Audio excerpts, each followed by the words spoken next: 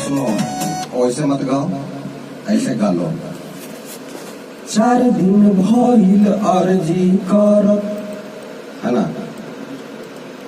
4 दिन भइल अर्जी करत, सुनत नइखे बाबा भोला, सुनत नइखे बाबा भोला। 4 दिन भइल अर्जी करत, 4 दिन भइल अर्जी करत, 4 दिन भइल अर्जी करत, सुनत नइखे बाबा भोला, सुनत नइखे बाबा भोला। व्हाट्सएप मैसेज कॉल भी कैनी, व्हाट्सएप मैसेज कॉल भी कैनी, और क्या लाइन है लिरिक्स? कौन असर नहीं होला, कौनो असर नाही होला, कौन असर नहीं होला। कौनो असर नाही होला।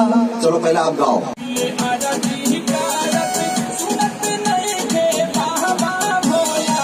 WhatsApp message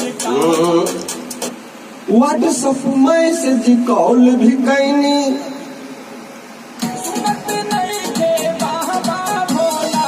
WhatsApp message call भी कैनी, कौन असर नहीं होला। व्हाट्सएप मैसेज कॉल भी कैनी, कौन असर नहीं होला।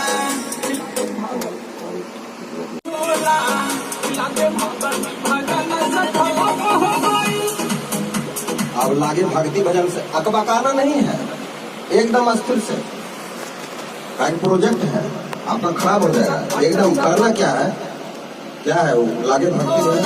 व्हाट्सएप मैसेज कॉल भी कैनी, कौन असर नहीं होला। बोलिया के आओ।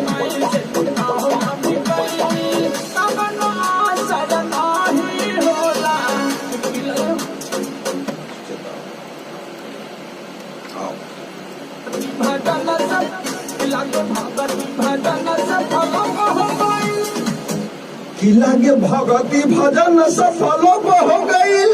है ना? आए थोड़ा जाएगा। आओ।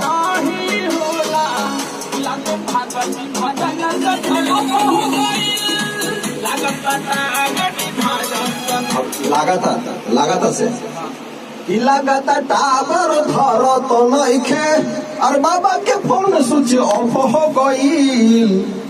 हाँ लाइन में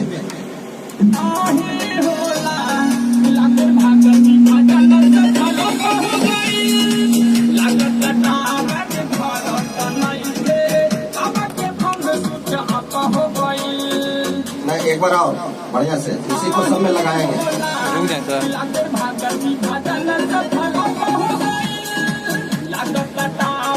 लगातार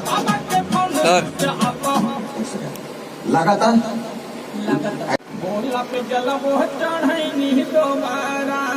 कतनो मनाई कई जई कारा, है ना? कारा। और क्या है?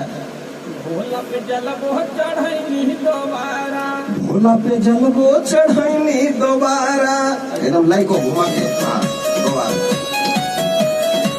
सजन मनाई पे करी जय कहरा। भोला पे जल वो चढ़ैनी दोबारा। एक बार और बढ़िया सा आओ। सजन मनाई पे करी जय कहरा। भोला ठीक है। सुनो ना बढ़िया सा ना। कतनो मनाई करीब जई कारा, भोला पे जलवा चढ़ैनी दोबारा। आओ। सजन मनाई पे करी जय कहरा। भोला पे जल वो चढ़ैनी दोबारा। सजन मनाई पे करी जय कहरा। भोला पे जल वो चढ़ैनी दोबारा। बोल पंपोला तमुहवा पिराइले, सुने नाही बिनतिया हमारा। बेनितिया के थोड़ा सा ठीक करो। आओ आगे आओ।